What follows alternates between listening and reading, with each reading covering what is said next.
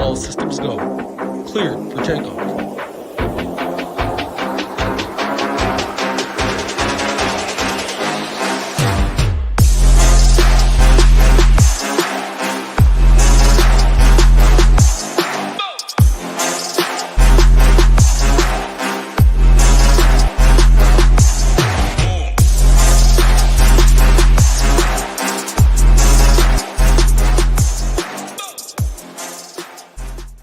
What's up, everyone? Tyler Tamboline here, a.k.a. ToeTagginTambo. We're back here on the Mayo Media Network. We've got the Monday Nighter. We got the Monday Night Football game. We are going to be talking the two-gamer first, so we're going to break all that down. $500K up top over on DraftKings this evening. Not a milli, but half a milli. Still pretty good, so we'll talk through that one. Then we're going to cover the showdown slate for the featured game, which is the Rams versus the Bengals. Still waiting to get official news, but sounds like Burrow's, I'd lean more to he gives it a go, so we're going to assume that at least coming in. We'll talk if-then scenarios when we get there, but as always, joined by my guys Hoop and Title. Bring them in here in a second. Before we do us a favor, hit that like, smash the subscribe, get in there, and remember, this show is brought to you and presented by Run the Sims.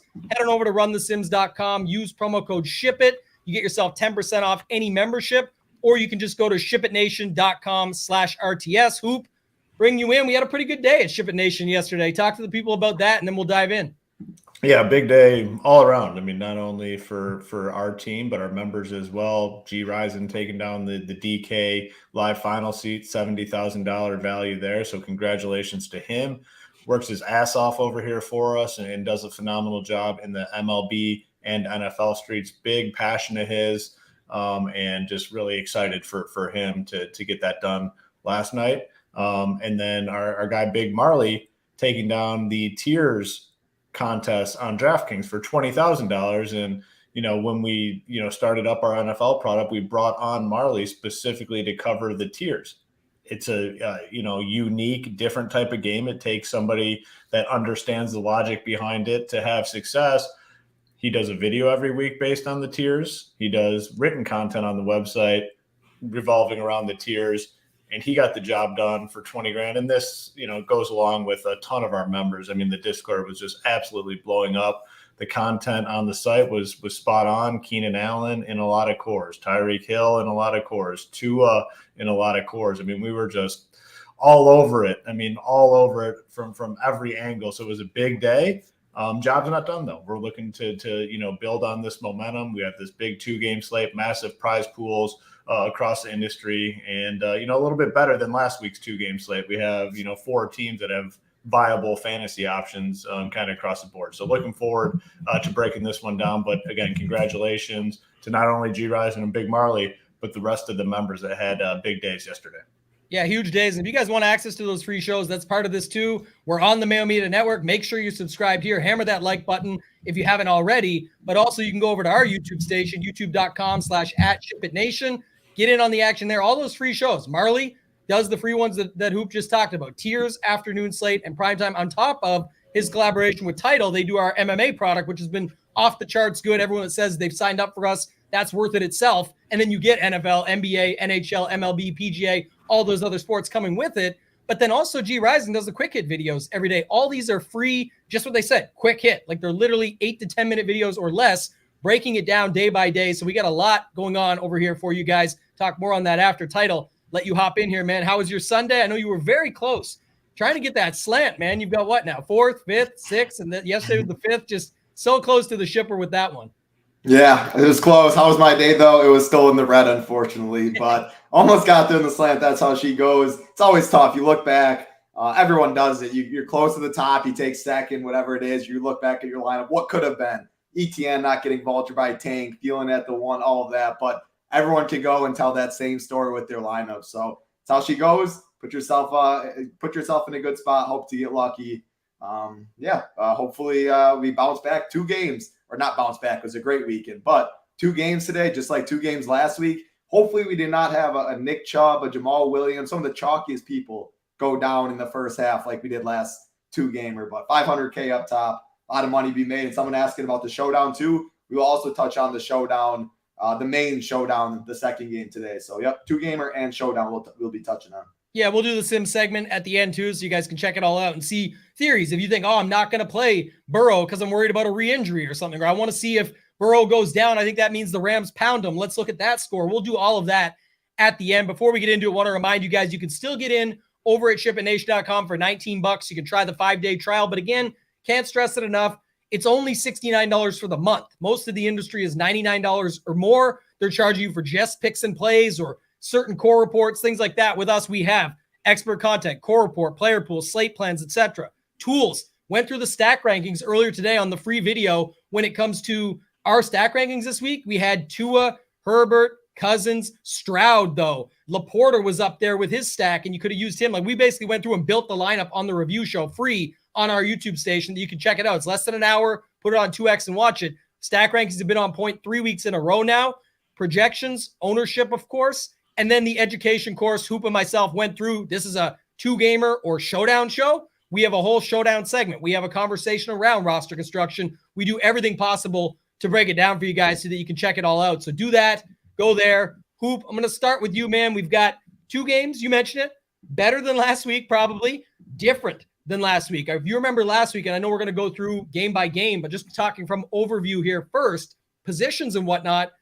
Last week at quarterback, we didn't really have, we said we used Josh Allen as the example. I think we kind of said Hurts too, which we do get into that in a second, spoiler alert. But we said, like, last week, quarterbacks, man, you can play any of these guys probably. Even Bryce Young ended up being on the winner. Actually, start the Squirrel Patrol, big $1 million last week. You could get there with Bryce Young, but you could get there with anyone. This week, though, we got Jalen Hurts on the slate. So talk to me about how you're handling this first game, Tampa Bay and Philly, but then also talk about the quarterback dynamics here with having a guy like Hurts on this slate. Yeah, so I mean, Hurts is obviously the highest projected, quarterback player on the slate. You compare him to the other guys, his upside is just that much more massive. I mean, the other 3 really don't have any rushing upside at all in Baker, Stafford, Burrow. I'm assuming Burrow plays. I mean, all indications at this point are that he is going to play. Is he 100%?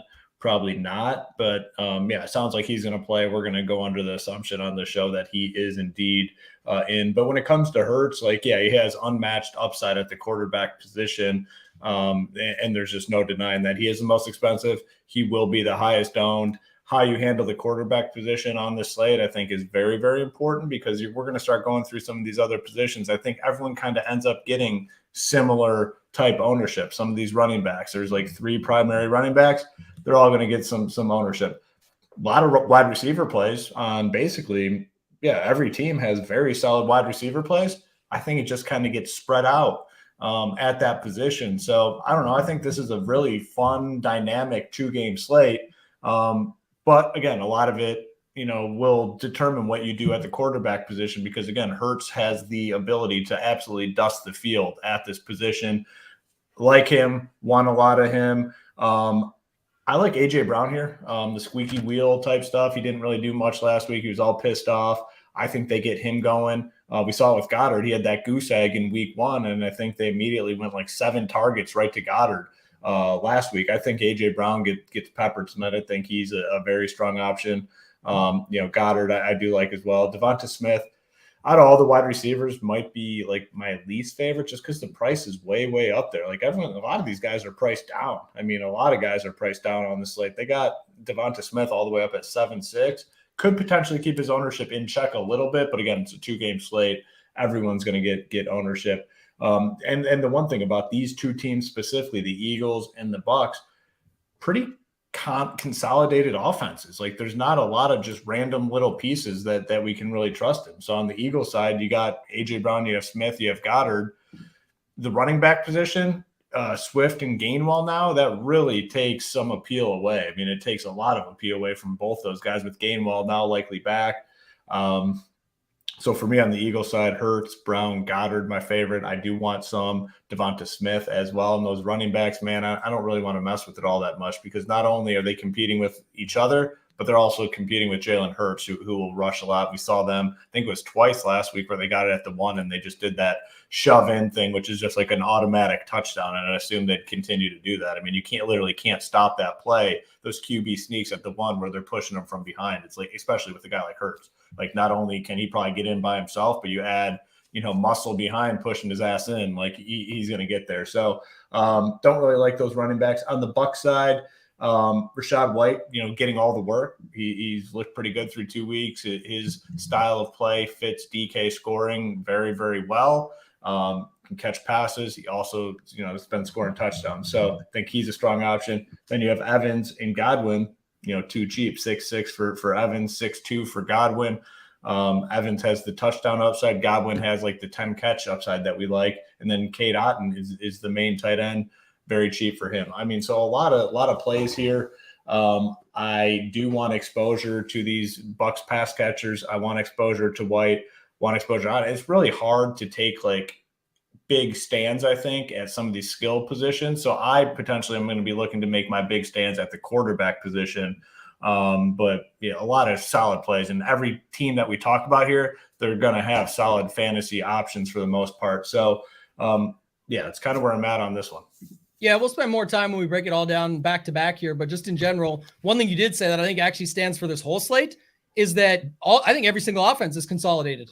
Really, when you look at all four teams on the slate, Philly has what you just said. Tampa Bay, very much the same. The Rams, the way it's been lately, when you got Williams, Puka Nacua, and then you've also got Atwell. Maybe, I guess Higbee's kind of out. We'll talk on that. It's kind of like with Philly, we don't want the running backs, or we're worried about that situation. I think these are where the differences are going to be made up tonight, though. With the Rams, it's like, okay, we know these three are going to be good. I think Higbee's out of it, but that makes Higbee a little bit enticing. With Cincy, you got Chase, Higgins, a little bit of Boyd, I guess you could say there, and then we'll see what happens from there. But Title, bring you in, get your thoughts on this, because that 1 yard line play works every single time, but I don't know if they'll get that every time. There were some crazy instances last week where they just kept landing on that spot. It was like literally the perfect setup for Hurts in fantasy. He got those ones. This week might not be so lucky when it comes to that, but like Hoop said, Hurts far and away better. And the one point I'll give before I do fully kick it to your Title is that last week, also speaking of Squirrel Patrol's winning lineup, I think he left 6,500 on the table, if I recall correctly. I think most people were, even if they were leaving money, was like up to $5,000. Part of that was because of the situational stuff. Like Olave was like the top priced receiver, and you didn't even really need him. You'd say, okay, I could go for him, but there was other guys that could get there. It's not like you just said, okay, I have to have this guy. This week's a little bit different when you add in a Jalen Hurts, AJ Brown, a Jamar Chase, all that. So what's your thoughts on the salary? Yeah, and one thing to add on to that just real quick, because I don't want this point to get lost, is I don't think people should look at last week and say, oh man, now I need to leave $5,000 to $6,000 on the table. We had Nick Chubb go down, who was the most expensive guy on the slate. What is he, 90% owned last week? And then you had the other top running back in Jamal Williams. So obviously, you put those two things into the equation, leaving salary on the table was going to be valuable last week. It was going to result in some good results. Can't necessarily bank on that this week, but it is totally fine to leave salary on the table on a 2-game slate. There's no denying that. But I think we were leaving. I was saying my point is we're leaving salary on the table last week with Chubb playing, with Olave. Correct. You can definitely do it because we didn't have any top tier guys really last week. It was like Chubb and Olave. That's it. This week we got an $8,000 quarterback that is legit. And to your point earlier, Hoop, is far and away on the projection scale higher than anybody else. So that kind of makes you think there. Go ahead, Title. Sorry. No. Everything you guys were saying, like we mentioned it on the show last time. Like there's only really Chubb and Olave, but like at quarterback, we weren't surprised that Bryce Young was the leading scorer at quarterback. Like if Josh Allen was on this slate, I wouldn't be leaving all this salary because it's harder for them to outscore him in a vacuum. Yeah, this is a completely different slate. You have Hurts in a tier of his own. The first instinct for me is everyone wants to play Hurts. Burrow's banged up. Clicking Baker, Stafford with no mobility. It's a lot harder to do. I'm not saying I'm locking Hurts. It's a decision. We'll talk about it. But the other thing is running back. There's really only 3 running backs people want to play because everyone's scared of the Philly situation. You have Kyron Williams. They traded Akers. McVay loves him. Just looks like a smash spot. Joe Mixon getting all the work in Cincy, and Rachaad White in a tough matchup, but he is the guy. So there's 3 running backs, which is going to force me. I'm going to play some Gainwell and I'm going to play some Swift. They say they're going to ride the hot hand, which I like to hear because, and again, you can't always take the coach speak and who knows what they're going to do. But him saying riding the hot hat means hopefully it's Swift or hopefully it's Gainwell because they're going to be way lower owned than the rest of the running backs. I think that's a way you can get a little different in the best offense. It's not a great matchup. Tampa is pass funnel, but we're talking 2-game slates and getting different. What if they just run the rock like last week and pound it down their throats? And I mean, if Hurts didn't get those rushing touchdowns at the 1 yard line, he would not have got there. So it's interesting, but initial thoughts, people want to go Hurts. Only 3 running backs people are going to play, 2 of the 3. So you know how to get different right away, is how I see it. Yeah, Jack. Shout out to Jack. He's in our Discord member. Great dude. Does a lot of stuff in the soccer streets. He won't let me call it soccer usually, but on this show, I'm hosting. I can do it, but it's fun stuff over there. He's a London guy. He's gonna be over there at these games. I should let you know there's an onslaught of London games. We got Atlanta and Jacksonville. Jacksonville actually stays over for an additional week. This is starting on the 1st, by the way. Plays against Buffalo. The way they played yesterday, they should just keep their asses over there. That is true, actually. They hurt a lot of feelings.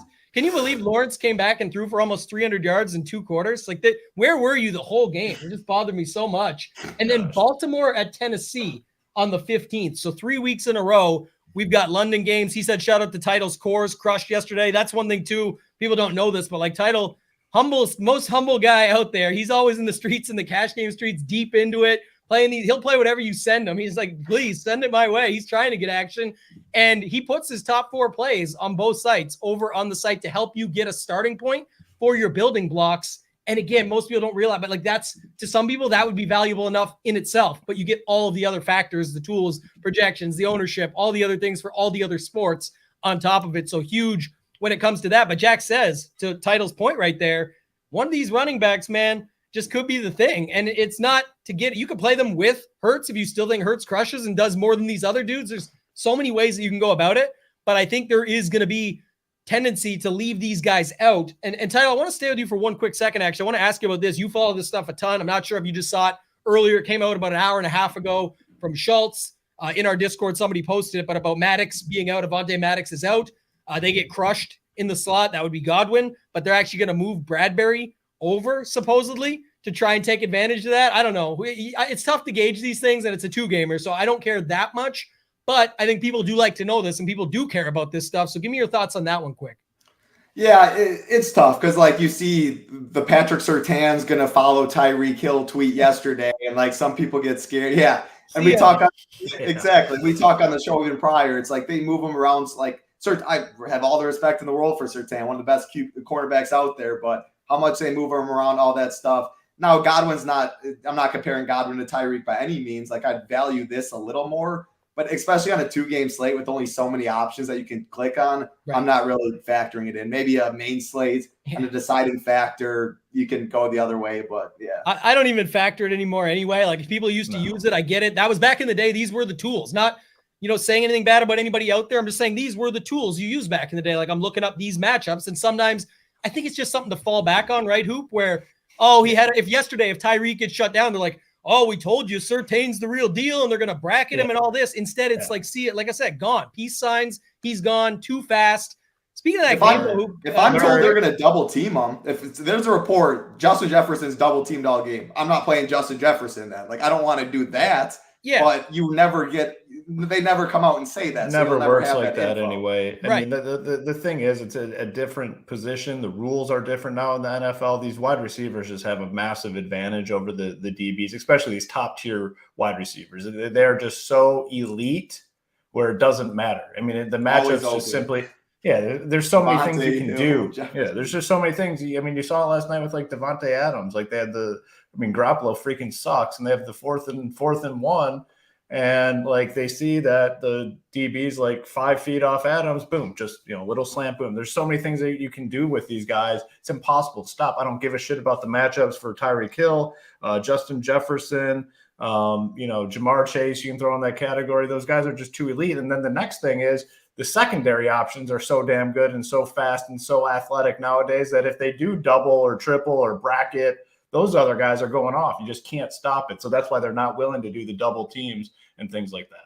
Yeah, two questions from our guys. Both rocking the Degenerate 75 logos. Appreciate you. Nick says, do we have to play them all to see who nukes? And then do you see a path where both? I mean, again, what happens? Don't play them in the same lineup, man. Definitely don't play them in the same lineup. Look at yesterday. We talk about this all the time on these shows. It's so funny. But I'm not against you. I'm just saying people are seeing this already from yesterday with Mostert and with Achan, as we found out from Schefter. You pronounce his name. It's not A-Chain, it's Achan.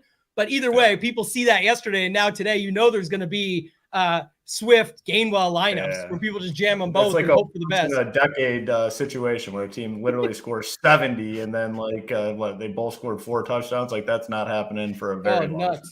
Yeah, I think you're right. That's how you would do it. But I think if you have a lot of lineups, mixing them is fine. Definitely. On a side note, though, man, just because this is a talking point, like, how are these NFL coaches so fucking stupid? Can we talk about that for a minute? Like, that is the dumbest thing I've ever seen. And then the moron gets up there today and says that they needed 2 possessions. Like, does he not understand football? Like, that's not even football. That's math. That is math. Yes, correct. Actually, yeah, it's not football. It's math. That's a good point. It's literally a 1-possession game when you're down by 8. Like, that is scary that a head coach of the NFL does not understand that point. If that was the case, if he felt they needed 2 possessions, right? This was what I was thinking about today, and this we'll get over this and get back to the plays in a minute. If he thought it was a 2-possession game, when they made that 45-yard field goal, he should have declined the penalty, right? Because he needed the time. Should have declined the penalty, and then they would have had more time and their timeouts. Like, man, that is just like so stupid. These coaches are so dumb.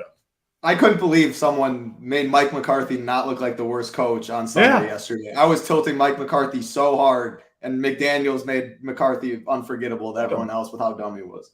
The first one, he kicks it. I was like, there's no way they're actually going to try to kick this field goal right now. This is insane to me. And then then he they get bailed out.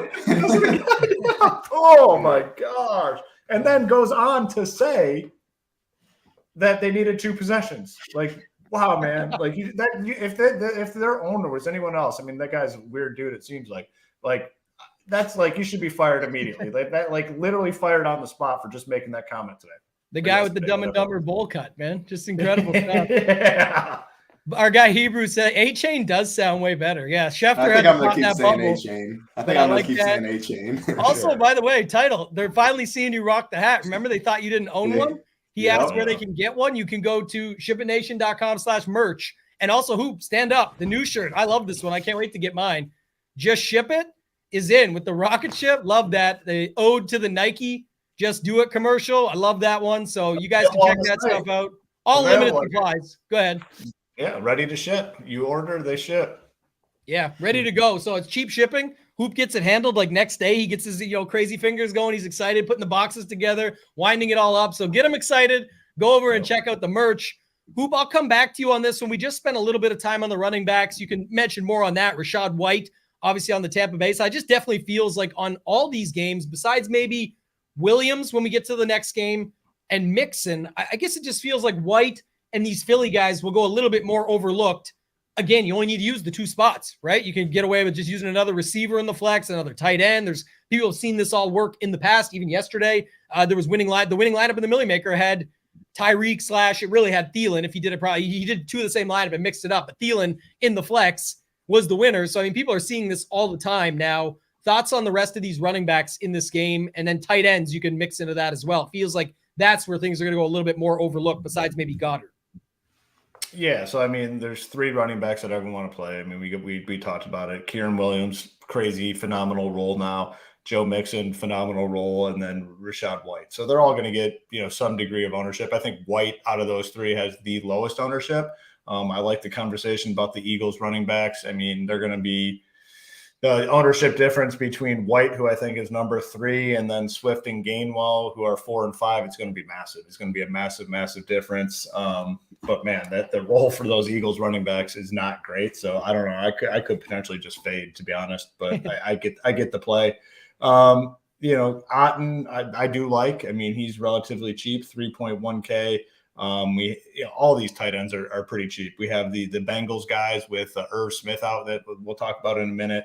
But Otten's fine. I do like Goddard, and then Evans, Godwin. I mean, every team has viable options tonight. I mean, and I do think the one thing to point out, I think game stacks are very, very viable tonight, where you just load up on these individual games and hope it's a back and forth. Both sides have pieces that can excel in a shootout. So I definitely, when I build my 150 tonight, I'm going to make sure I get some of these game stacks in there where, let's say they, just using this one, for example, the Eagles and Bucks, the final score is, 35-27. And then the Rams-Bengals is like a 15-10 game or something. Like that game stack, it's going to pay off. So that's one other note I wanted to throw out there.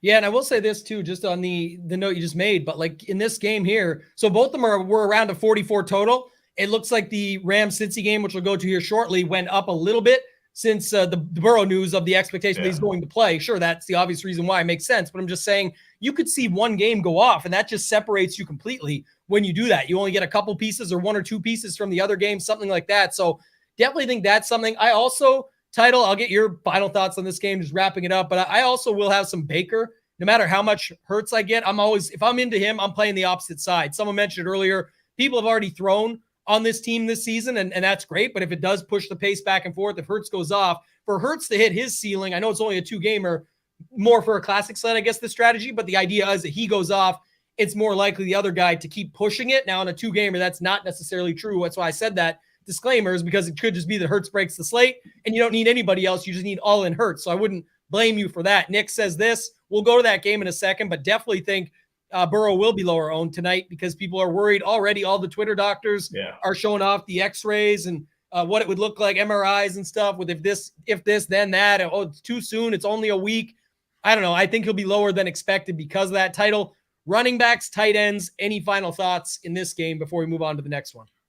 Yeah, the quarterback position is tough for me because I don't know if everyone's going to say, like, people are worried about the Burrow injury for sure, but is everyone going to think everyone else is worried about it? I don't want to play Baker. I don't want to play Stafford. I don't want to eat all the chalk. Like, who's the other guy you could see getting 25? So, like, what are your thoughts on what Joe Burrow is going to be in the Millie Tampa? 30, 25? I'm 35? thinking around 20. 20. Okay. Yeah. See, I would love Burrow at 20. I was getting scared that he'd get. I do tend to agree, not to cut you off, but I do tend to agree with Nick. I do think that matters at least some. Now, again, you know how it works too, Title. There's enough players nowadays that just don't care and they get it, how this works. Like you and I will always just say, like last week, you and I were heavy enough to say, yeah, we're going to grab some Bryce Young because I know it's not for everybody, but on that slate, why wouldn't you? On this slate, it's different, like we said, but I do think, I don't know, maybe you could slot him in 20 to 25. It's just where I see it right now. Hoop, did you have a thought on that for Title? Yeah, definitely lower than the 30 number. I mean, he'll be, I think it could be as low as like upper teens, to be honest. So he's my favorite quarterback at the slate. Not even close. Yeah, I just don't see, we know Hurts is going to be the highest owned. It is 1,400, but I guess the running back position is so free that there's not too many spends that way. So yeah, that's definitely an interesting talking point because you say 20, you say 30, it's a whole different ballgame, which is why we're bringing it up. But if he's going to be in the 20s by the teens, he's my favorite quarterback. Baker is my least favorite. I totally get it. I mean, the front seven worries me for the Eagles. I just think I don't really like Rachaad White as much today. I'd rather take a shot on the Eagles guys. They've had a cake matchup. They've got the Bears, the Vikings. It's really good start to the year for the Bucs. Now it's really tough against this front seven. They are more beatable in the secondary, so totally do get the Baker play, but I just think the Eagles put a thumping on them. So he's my fourth favorite quarterback on the slate.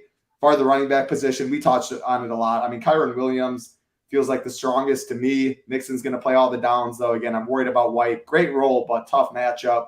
I'm going to be taking a shot on the Swift and the Gainwells of the world. Wide receiver position in this first game, yeah, I mean, the Godwin and the Mike Evans are way low. They're priced lower than A.J. Brown, Devontae Smith. So I think ownership will be relatively similar on all of them. As who mentioned to start, Devontae Smith seems overpriced because he's right next to A.J. Brown, and Brown's projected for 3 more, 4 more across the industry. So just naturally on a 2-game slate, give me Devontae Smith and the ownership discount to get a little bit different. But I do like A.J. Brown for sure. Speaking of that last game, A.J. Brown tilted me so hard. If you're just a Eagle fan or a football fan, he wasn't getting the ball, but the Eagles were dominating on the ground. Bitches out Jalen Hurts and all of that. So what does Hurts do? And the coaches, first play after yelling at him, throws it. They don't complete it. And now they're behind the sticks. And I think it went 3 and out or something after that. Just ruined the whole flow of the offense. That annoys me, selfish stuff like that. But yes, Hurts is probably going to try to jam the ball to A.J. Brown.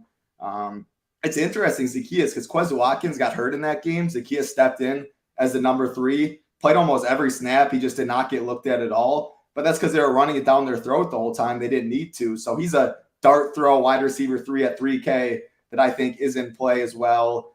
The tight end position of this game, Cade Otton's going to get ownership and Goddard's going to get ownership.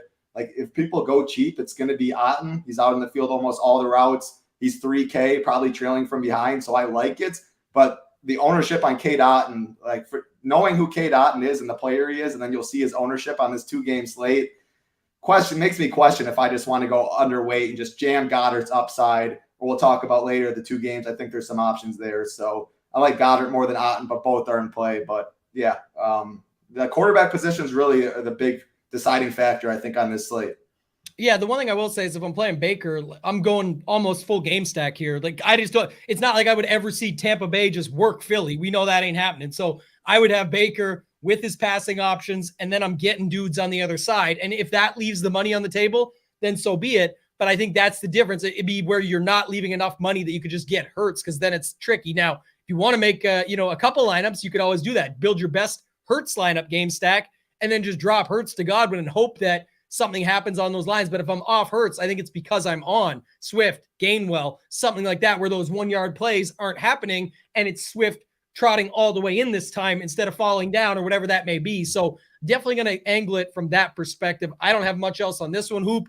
Let's go on to the Rams, Cincy, tying into the full 2-game slate here. As we mentioned, give us your grand scheme overview like you did on that last game. Just break it all down for us. What do you see with this one? Yeah, so I mean, the most important part of this game is, figuring out Joe Burrow. We talked about it in the previous game, where what you do with Hurts is very important. What you do with Burrow, I think, is very important. I'm operating under the assumption that he has to be pretty damn close to being 100%. Like, do I think he's 100%? No, but he's got to be pretty close if he ends up playing here tonight. And they got to feel pretty good that there's not much risk of a re-injury as well. So assuming, he's close to 100%, guys like Chase, I think, have a chance. I think this whole, besides Mixon, I think Mixon he's going to get his ownership no matter what. I think there's a chance that Burrow, Chase, Higgins, Boyd go not overlooked, but they're much lower owned than they would be if there was no injury concerns with Burrow. This is probably the most popular offense by a mile. Like, everyone's coming to Chase, everyone's coming to Higgins, everyone's looking to Burrow. He'd probably compete with Hurts in terms of ownership if there is no injury concerns at all. I think you can get this offense lower owned than they should be. They're at home, they're favored. Their team total is the same as the Eagles. I mean, now it's the same. The game total's gone up. So I'm going to make sure that I'm really overweight on Chase, Higgins, Boyd. And then you have 2 full punt tight ends. Now, they're not as valuable on this slate, but 2.5K, all they have to do is catch a touchdown at some point. Drew Sample probably gets the majority of the work. And then this Wilcox guy, 2.5K, he'll get out there a little bit. I mean, great shot that both these guys goose egg. There's no doubt about it. But at 2.5K, if they find the end zone, they have a chance to be on the optimal. So this is an offense I want to get overweight on. I think Burrow comes in even cheaper or even lower owned than we're thinking. I mean, a lot of places have him in the 20s. I think we could see it like a 18, 19 type range, which is just too cheap. And again, I'm going to be operating under the assumption that he is close enough to 100%. I mean, their offense has been dreadful this season. It's been really, really bad. I wouldn't be surprised if they get back on track. I think we see a lot of short passes to Jamar Chase. I think Jamar Chase has a 8, 9, 10 catch game here tonight with some short stuff. It's not going to be as bold as my Donald Parham 2 touchdown call from yesterday, but again, I think we see Jamar but that's got to be one of the craziest calls on the show. And I hope someone bet it. Someone bet it. Someone should bet it. That was the play. He did exactly what Hoop said. He got Yep. 2 for 2. 2 catches for 4 yards and 2 touchdowns. That is a bet that you can hammer. And I don't know what the odds would have been. Probably 30-1 plus or something. 40-1 is my thoughts, but it was like, damn.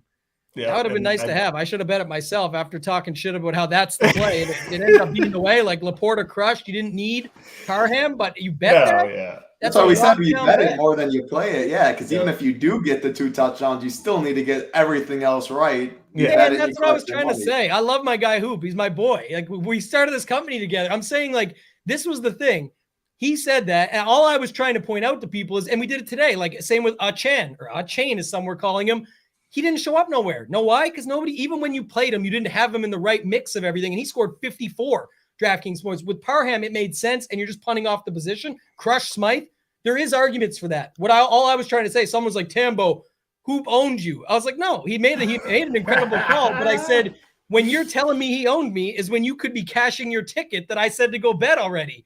It's probably not still in one of these lineups. It's still the call of the year but I was just saying that's why I think of things like that. I used to do this in golf DFS where I would look for a diamond in the rough 6K golfer, pick him to come top 5. It just ended up being better to bet him to finish top 5 because the odds were awesome. And it's like the other stuff just never ends up getting right. You still have to get everything else right too, even if you get that guy right. And, right. Yeah. No, let me go back here now. You came at hoop a little bit, but you got put in your place. It's all right. You'll learn your lesson. My tickets cashed. Anyone who bet my tickets cashed. Anyone who played them in a lineup, I don't know if it got them there because they had to get everything else right. That's what. And of course, I built my teams, and again, you didn't need him yesterday because of the some of the other cheap times went off, and I did not nearly get enough. I did have some because I had a ton on Herbert. But it was like just tiny percentage. Like and we trade all our Smythe for him in a heartbeat. That's really what it came down to. It's like, let me trade this guy out that they get 70 points and he gets 1 catch or something. And then you got this other guy going for 2 touchdowns. So great call, phenomenal call overall. Title, let's keep it rolling here, man. Let's talk through this one because this is an exciting game. And you already said it. I guess I still don't see the early ownership. I'm just looking here at one other thing on Burrow. I'm seeing like 20 to 25%. Yeah. So maybe it's closer to what Hoop said. Maybe it's like 18 to 22 if we're putting a range on it. By far would be my favorite quarterback on the slate, though. I mean, I'm not as convinced that he's like not in pain or he's almost 100%. I think it's more they're 0-2, and man, you go 0-3. It's really tough to come back and get the playoffs.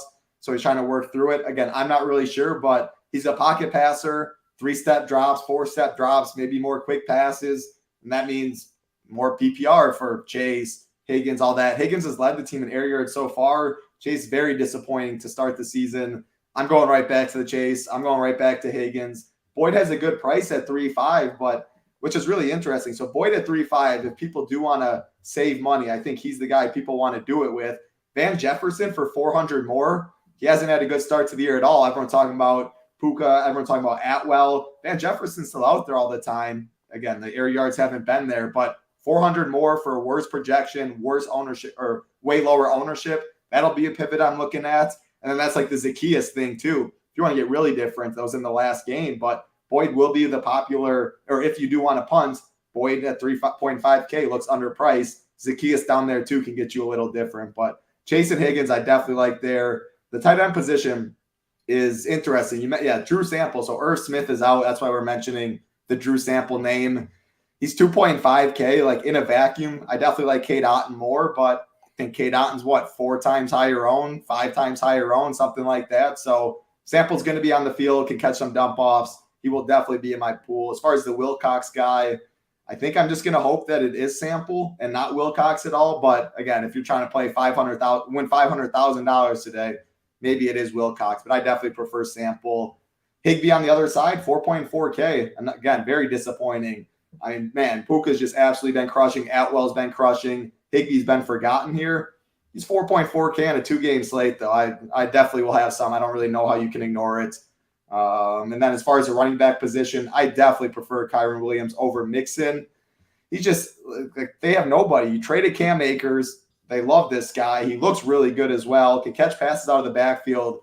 And Mixon, I think they'll both be really high owned, but Mixon just tilts me, man. It feels like he gets 4 a pop. He just runs into defenders like Dillon. I like Burrow in the passing game more than I like Mixon today. So I'll, of course, play Mixon. There's only so many running backs you can play. I like Williams by far as my favorite running back on the slate, though. I like both of them. That's the thing, right? The other ones, I know what we're doing there. Like you said, we're taking our chances. We're taking our shots. Mixing and matching the Gainwells and the Swifts and stuff like that. But for the most part, I really do like these two in this game. I do like some of the other guys too that you mentioned, but go ahead, Hoop. Did you pull that one up? Yeah, it's a good point. I mean, for Burrow, and I think you can apply it to the other guys too, to be honest with you, like, Baker, Stafford, and Burrow. If you're playing those guys, you definitely want some of their pass catchers tonight. These aren't, running quarterbacks. For them to be on the optimal, they probably got to throw for 300 yards, which would mean they probably need 2 of their pass catchers to come along with them. So I don't hate that rule for anyone outside of Hurts tonight. Like with Hurts, I mean, you can play Hurts any way possible on this 2-game slate. I don't even necessarily mind Hurts naked teams. If he rushes in twice, like, he's probably the optimal quarterback. He might not need one of his wide receivers, but for the other 3 quarterbacks, you definitely want some of their pass catchers to come along with them. It would be a necessity, I think, for them to be on the optimal. You would need 2 pass catchers. Yeah, I like that. I think, again, the mobile part makes a little bit of sense there too, because if he's not as mobile, but if you're playing him, you have to kind of think that he is. And so I guess there's some spots where you could just have like him, at least in my eyes, him with Chase. Chase gets 2 touchdowns and does enough to break it. Burrow does enough. And then you just stack up these PPR guys with like Williams, Atwell, Nakua, and it doesn't really give Stafford a lot of points. Well, they just rack up catches and DK points that way, maybe more than a guy like Boyd or Higgins in that example that I just gave. So I'm fine with it either way, but I do agree with the Hurts part, especially. And then something else I was just looking at too was Wilcox. You brought them both up there, Title, but Wilcox and Sample are both 2,500. Yeah. Yep. Just going to have to pray that you get the right one there and just rotate that, I guess. They both look very viable, at least at that price point. If you want to spend down, it's definitely a way you can do it. And there's a lot of guys to pay up for tonight. So I wouldn't hate doing it at the onesie position of tight end where you have to pick somebody and just hope that it fits and goes through. So I don't hate that. I like the running backs more in this game. I like Burrow quite a bit more. The more that I look at it, the more I'm with Title on that ownership angle too, just seeing it from that perspective. If he was healthy, he'd be a lot higher owned than that. There's going to be some fear out there, and that's what you can take advantage of. And I'll still get enough Hurts and be fine there. So I'm actually okay with that one too. The chat keeps talking about how Hurts never throws for 200 yards. And if he doesn't get those 1-yard touchdowns, always a possibility. That's why we're looking at some of these other options. And then where did Stafford show up? I was just trying to see him. I got right now, I would have more Baker than I would Stafford, even though Stafford's passing options are so appetizing as far as PPR scoring.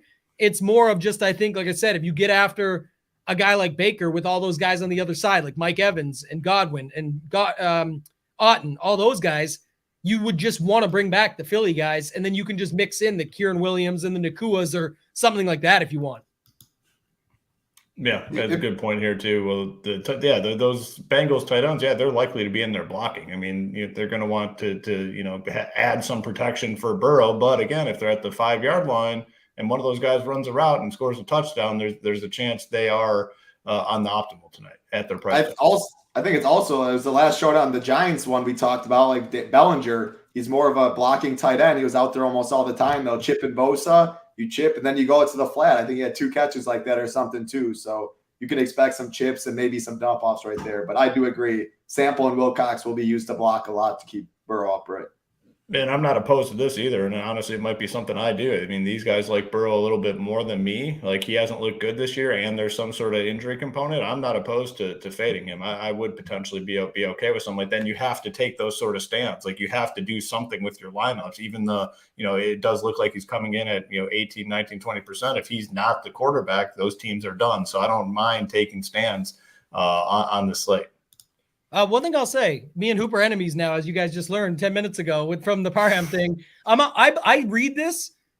For me, I'm actually complete opposite. I know what Tyler's saying. Love the first name, by the way. Good first name over there. But this is my point is it should be the opposite on this. I think that's what Title was thinking earlier too. Like, if he was 40% or he was 30 and Hurts was 40 and the other two weren't getting none, that does change it for me, because now I'm like, okay, now we're getting a little bit up there. We're not going to see a 2-game slate very often where a guy like Burrow with this offense with just 2 games is coming in at that low of ownership where you don't actually have to go crazy. Some would say you're paying the rake if you think that's going to happen. But I just think at the end of the day, on a 2-game slate, I see more interest in getting in on it than I do going off of it. And I actually see more chances for a guy like Hurts to not come through at 40% ownership than I do for a guy like Burrow at 20. Certainly. In 2-game slate, I mean, there's a lot of different ways to go about winning. Now, if you want to apply the ownership game, if you're game theory ownershiping it on the slate, then going overweight on Burrow makes a ton of sense. If you're an eye test / if you're going to apply the eye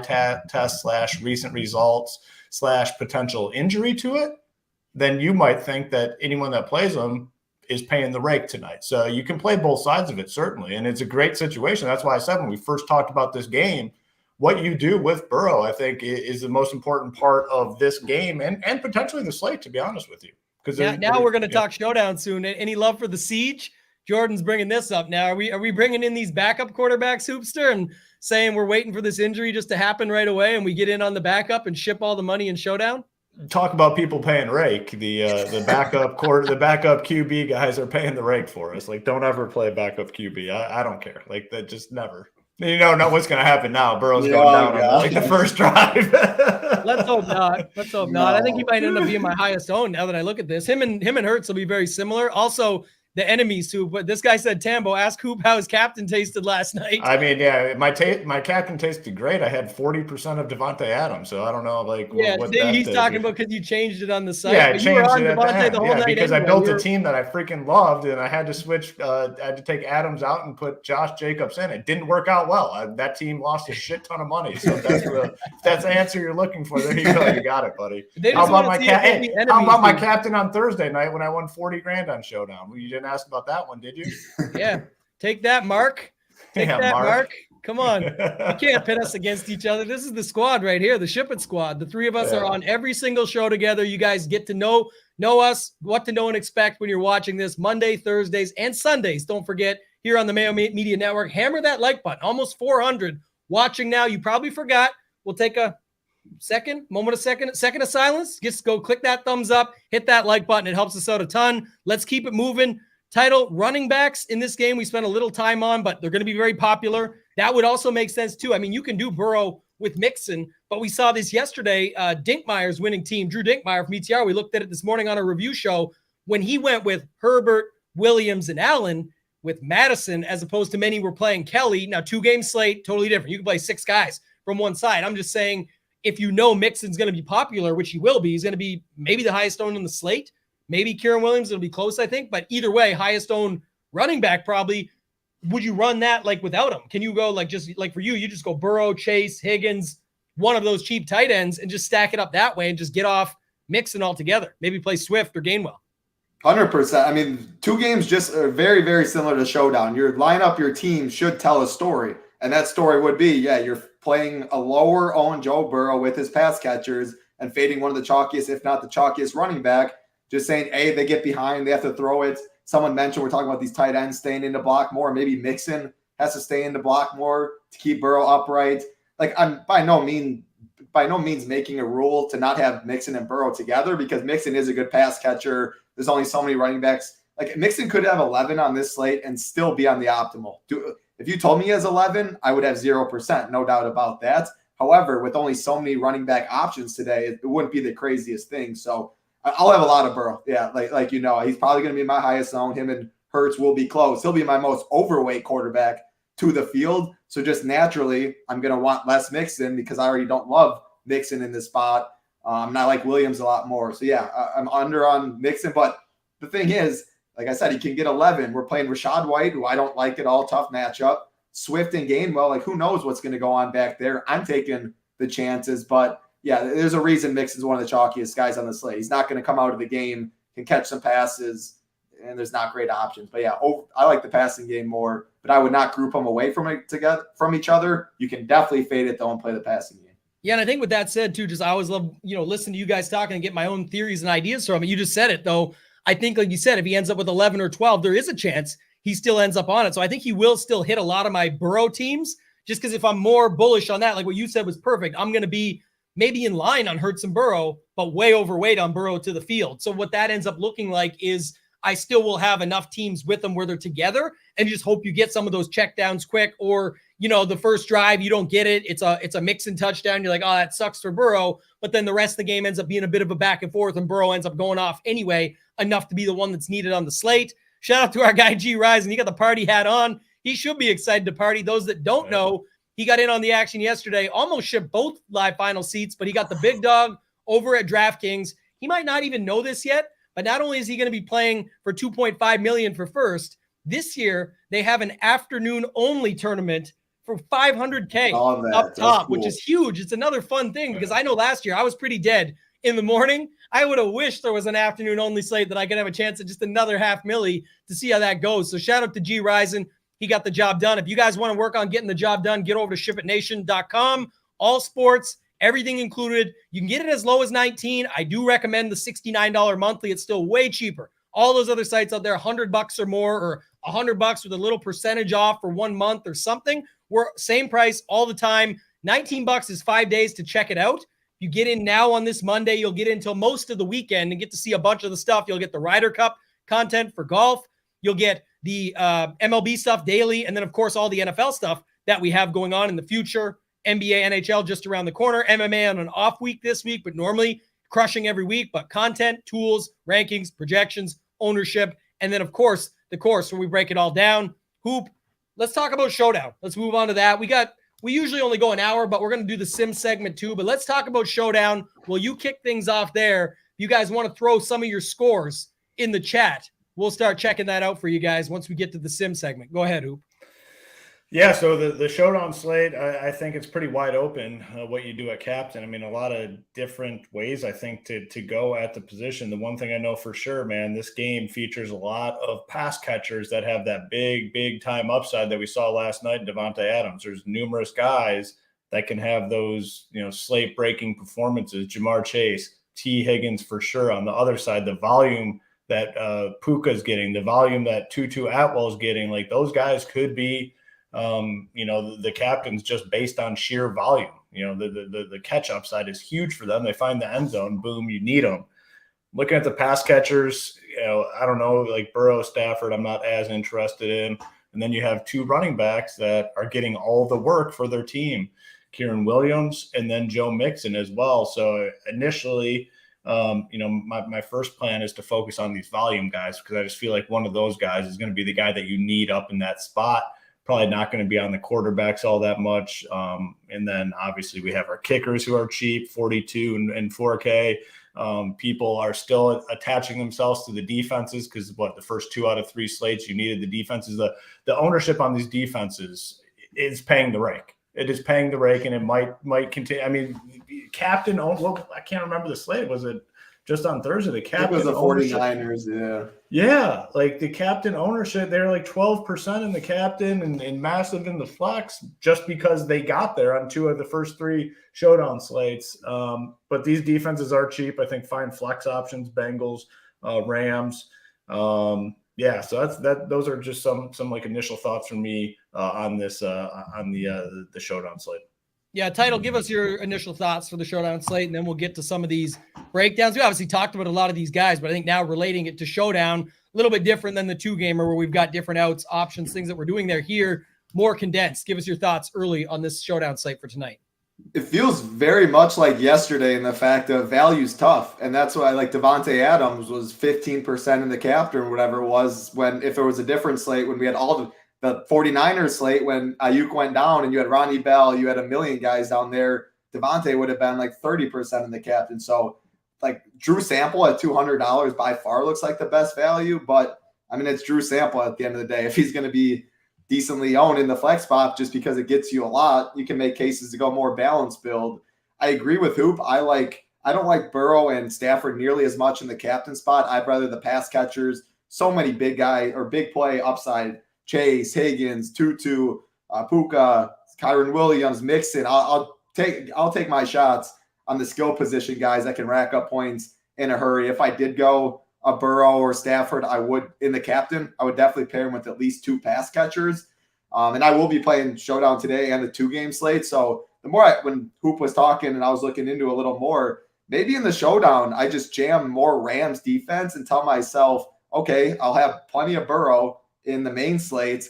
On the afternoon slate, maybe, like I said, I do think he is still impacted by this calf injury. I think the movement might be compromised a bit. I'm expecting quick passes, but on a slate where I already don't like a lot of value, I'll be playing some Rams defense today. And again, kind of a little hedge, but it's a whole different ball game we're playing, a 2-game slate and a Showdown slate. If you need value down here, I do like the kickers, of course, but I'll be having some Rams defense if Joe Burrow and my 2-game slates are pretty much dead with him. I think the Rams do have upside here if he's just a statue back there. But yeah, the skill position players, absolutely love them at the captain spot. Would be more Burrow and Stafford in the flex for me. And with the lack of value, kickers for sure. And then the Rams defense I prefer over the Bengals. Yeah, and this is the site, guys. If you haven't seen it, just going to go over this quick because he just mentioned it. We'll have, for members to know and for anybody that's signing up today as we're watching the show or getting in on the action, under all of our main slate content is where we will cover the 2-gamer in full. So we'll have GPP cores, we'll have cash cores, Hoops player pool, my slate plan, Hamwich's specific slate plan for FanDuel as well. Then we'll have the projections, ownership, everything updated for you guys there. Then, of course, under Showdown, we'll have projections, ownership, core report, player pool, slate plan, everything covered for you there. And while I was here, I was just going to show it off again. We teased it last week, only showed a few, but just so you guys can see how these stack rankings did. You can see the ranking far and away was the Dolphins. I know, Title, this was your main stack, but a lot of people, what we saw yesterday that just went off, like we knew this game was going to be big because of the total, but then because they weren't playing this stack, they went to Mostert. They're like, it just makes perfect sense. If I'm going to play Herbert, Mike Williams, Keenan Allen, and run it back with Jefferson or Osborne, I'm just going to use Mostert up here. Or if I'm not running it back with Jefferson and Osborne, maybe I'm going to use Mostert, and then I'm going to use Madison and get that game stack. I can get Sam Laporta in there. Josh Downs had a pretty good day. CJ Stroud, Tank Dell went off. So it's not just the main ones that you expected to see because of the total. There was a lot of good stuff up there. And then some of the other ones down the board that didn't work out. Lamar, Geno. Lamar himself had a good day, but overall, I was on the stack. Trust me, it did not work out well. For me, I lot 160s, 170s.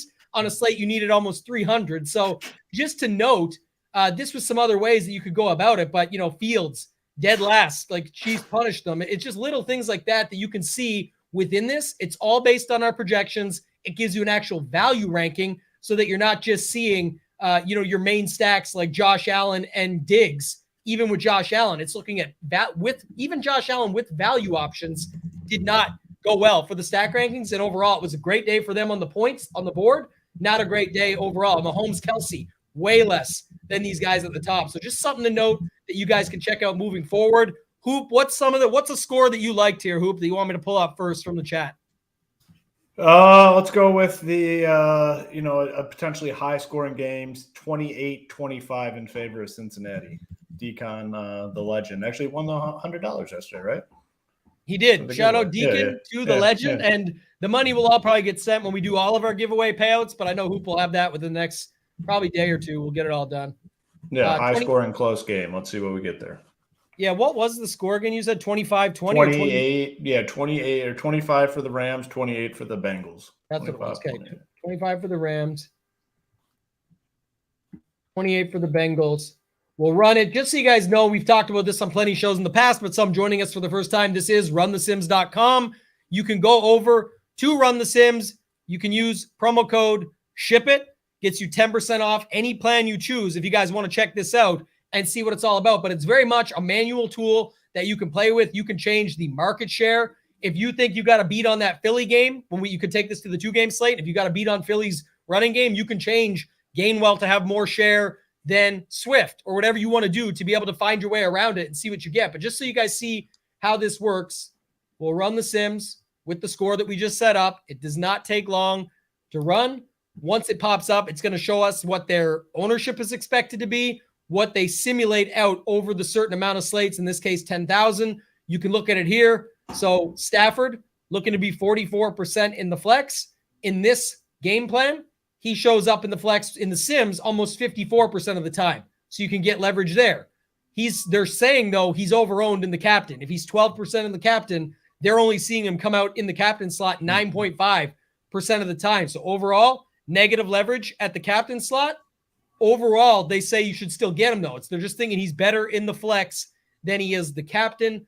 Again, going off of current numbers, and especially on a showdown slate, you are going to see Burrow get used even more over here because just a product of the one game that you're playing with. So Burrow, 43%. He's showing up 40%. Captain rate, 14%. Again, just a product. Even if you only think he comes in at 10, they only see him coming in at 6.1% of the time. So saying he's a pretty bad captain play tonight if the game plays out the way that we just said, which we said 25 for the Rams, 28 for the Bengals. And then, of course, you can mix and match it and move it around. But these are just some of the results that spit out. Title, you have first thoughts on anything you see here that stands out for you? Yeah, I was a little surprised to see Stafford as high in the captain spot, to be honest. Burrow all the way down there, mixing too. So I like the pass catchers. I like Kyron Williams. I'll definitely have some mixing too. But my strategy was way underweight on the quarterbacks of the captain, overweight and probably in the flex, and then use the skill position players. So I was a little surprised about the Stafford one, but I did like what I see Burrow all the way down there as well. But no, not too many surprises. And looking at the top players all right here, it just shows, like I mentioned, the value isn't great. Like you see nobody under 4K in our screen right here. So I think the balance builds, the kickers, stuff like that. I don't see many people. Drew Sample's the only one down there really. Like Chris Evans, Travion, it's gross outside of Drew Sample, really, if you really want to spend. So I think balance builds where people are really going to go. Yeah, and I didn't see too much else down there. Like it likes Sample, but it doesn't really like him overall versus his ownership, but they still like him in there 20% of the time. So he's definitely a fine play. I'll go to you, Hoop, in 1 second, but just think something that stood out to me was the quarterbacks, right? This is where I'm saying, even though it says to play him 9% of the time and it says to play Burrow 6%, it's got huge negative leverage on them. One thing I note for Showdown slate specifically is what does that quarterback do? We talked earlier about how concentrated these offenses tend to work. And so, well, if you were playing a guy like Stafford up top, you would want to make sure you pair him up. It's probably going to be Nakua or Atwell or one of those guys that has a bigger game, or Chase or Higgins on the other side. If Chase has 2 touchdowns or more, or Higgins has 2 touchdowns or more, it's usually more likely that they're the ones up top because it's 8 catches, 110 yards with the bonus, 2 touchdowns, all that. While Burrow might still get there, you have a spot where you can attack it more. And in some cases, you get up there for even cheaper. So keep that in mind when you're looking at it. Like, obviously, Higgins, a really good price tonight. He's only about even captain leverage, but that would still stand out. But look at Tutu Atwell. People aren't playing him in the captain compared to Williams, Nakua, other guys on the slate, even are, similar with Higbee, the quarterbacks, Mixon, all of that. He's got really positive leverage up there. He's actually been getting a ton of targets too. We just seen a bunch more on Nakua and heard more talks about him, but Atwell's still been in the mix. Love that Atwell play. Love the Atwell play tonight. And this does kind of verify my thoughts on the slate when kind of broke it down quickly. Like, these quarterbacks, I don't think they're great captain plays, because I think we're going to see the way the volume's going to these wide receivers. We're going to see a ceiling performance from a wide receiver in this game. And I think just that's the one, or even a running back. These running backs catch passes too. Yeah, Joe Mixon. So you have like 6 guys, I think, that could easily outscore the quarterbacks, and Mixon, the Kyron Williams, and then the 4 main pass catchers in this game. One of those guys is going to have like 28 or 30 fantasy points. So that's my mindset, and this kind of verifies it. And that's what I like about this, right? You can do what you want with it. This is just the one score we put in. Title, maybe you got a score there. I'll go pull up in a second if you can find one. But just to know, 24-17 Rams. 24-17 Rams. Okay, give me 1 second. That was the other thing I saw was like Chase. This is where I think sometimes people are, okay, it's because he's showing almost 20% ownership in the captain. They still see him up there almost 10% of the time, but they're saying he's way overowned. It's the same situation up here with Stafford. He's showing up 9% of the time, but they're seeing 12. You can still go to these guys. I just would have an easier time going to a guy like Chase, like Hoop said, where if he has the big game, it's probably the game like the Devontae Adams one last night that just completely breaks it. Let's go back to these inputs. You had it up there. It was 24-17 Rams. So we got the Rams win instead of the Bengals, a little lower scoring. So I wanted something different than we did before. I like that we do it just a little bit differently so we could see that. It's a perfect way to do it. So poor Cincy about to go 0-3. So this I'm expecting Stafford to be even, because I was already surprised with the captain ownership, or his so his rate went up a little bit. I guess I even expected a little more since they lost the last game and he was still way up there, but it's still the skill position players that is popping for sure. It really doesn't like Burrow and Chase, but it likes Atwell still. These guys went up a little bit more than break even. They show up just a little bit more. Like, look, Nakua's up there almost 18% of the time now. Kieran Williams, Atwell's still way over, so he's a good leverage play there. Stafford's about break even. Scary Creation said Stafford is by far the safest play. His wide receivers get open. The Rams' offensive line has been much better this year than last, etc. I think he's right. I just, like I said, for Showdown, it's hard to apply that because if they great flex play. I want him in all my he's probably very likely to be in the flex optimal tonight. I fully agree with that. But does he have the 30 to get up to be the captain? I don't think he does. I think it's very likely he finishes between 18 and 21 fantasy points, somewhere in that range, which is great. Like, you definitely want him in the flex in terms of captain. I don't think he's going to be the captain. 2 pass catchers. If you play him at captain, at least 2 pass catchers is the rule I'm making for sure. Certainly. Definitely. Yeah. That's the guys I like. Again, we'll have it all up on the site. We'll have the slate plan, but a lot of this is I think we might not be frenemies tonight. We're aligned on a lot of this game, so we might see the same. Maybe if Mark is checking out the site, we even end up with the same captain tonight. Who knows? We'll see how it all shakes out. Mark went quiet. Mark kind of disappeared on us. No, he's a nice guy. People were being mean to him in the chat. He said, "Let's go, Tambo. Mayfield is my speed tonight." He's just a Tambo slappy. He likes Tambo. He's a Tambo guy. Nothing wrong. Tambo There's guy. Tambo guys out there. There's Tambo girls out there. That's the thing. So Hard I to appreciate find, it. but we got one here. And there's title guys and girls out there too. Title, give us your final thoughts before we get out of here, man. Everything, two gamer, showdown, anything you want to mention before we get out of here. Yeah, I'll just say one last point because some people might first time watching. So they run the sim. So it's saying Stafford negative 0.7 captain leverage, but just say that you at 12% captain, that's what they're going based off of. Just say you think he's 6% owned, which I think would be wrong. Then he would be a 6% positive leverage. So all of that number is based on that ownership right there, which you can also adjust. So that is important to note. But yeah, two gamer, very fun. The talk is Jalen Hurts. What are you going to do with him? I think hitting the lock button. I don't think you're the craziest to do that. I'm going to be taking the approach, going more Burrow there to the field, the running back position as well. That's the other main position to talk about because really only three guys, Rachaad White, Kyren Williams, Joe Mixon, and Williams and Mixon will be in a tier of their own. Then Rachaad White in his own tier, and then the Swiss and the Gainwells there. So what you do with that, I mean, if you play three running backs and use one of them in the flex, I think you could get different that way. I don't love it because I don't love the Rachaad White as much, but you got to think about little roster construction like that. If people go down at receiver, Tyler Boyd stands out at 3.5K, overspending $400 more for Van Jefferson, taking a shot on Zacchaeus for $400 less. 2-game slate, you got to kind of treat it like a showdown. Got to get different. You can't just jam in all of the chalk, but you got to eat some chalk too. You don't want your whole lineup 25% or each player 25% owned or less because you're probably not going to ship that way either. So let's just hope we run a little better with injuries than last week on the Monday Night Football. Yeah, I'm with you on that part. We don't want to see anything like that. Those injuries are rough to watch, especially the Chubb one. Shout out to my guy A-Train. There's Tambo guys out there. He said, withdraw your King of the Beach entries because Tambo's shipping all the quals. There's Adam guys right here too. Adam is my boy. I appreciate Adam watching. I appreciate him saying that because it's been a rough go, my friend. Thursday Night Football, second. Last night, second. Two other top fives. Sunday slate was 2-3 top fives. Just been a rough go trying to get in this thing, but I think it is going to be tonight. I think third time is going to be the charm. Hoopster. Go ahead. You see it all the time, man. Those close calls. I'm a firm believer in this industry. Those close calls mean something big is coming. I'm calling it tonight. Tonight, Tambo is the rocket ship is taking off tonight with Tambo on it. So we need that GIF. We need that little image to go on Twitter. Tambo sitting on the SHIPIT Nation. I'm withdrawing all my entries right now. Anything Tambo's in, I'm out.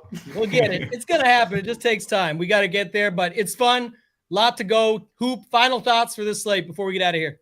Yeah, I mean, it's a dynamic slate. I mean, a lot of different ways to go. I mean, we've presented a few paths on the 2-game slate specifically, maybe a heavy Hurts approach or maybe a Burrow approach. I made the case for the Burrow fade. They made the case for Burrow overweight. I think it just goes to show how many different paths there are tonight to potentially get there. And this one should be much more fun than last week. Last week's games were kind of crappy and boring. I anticipate a change here. I mean, you have 4 offenses that have, I'd say, at least 3 appealing pieces, outside of the quarterbacks, 3 appealing skill players on each team. So it makes it fun for fantasy. It's going to be a fun slate. Looking forward to it.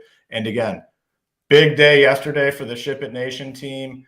G-Rise and Marley and a ton of members. Just the beginning, like I said, we're building off that. The momentum is starting to build. We're going to see some even bigger scores, I think, tonight moving forward.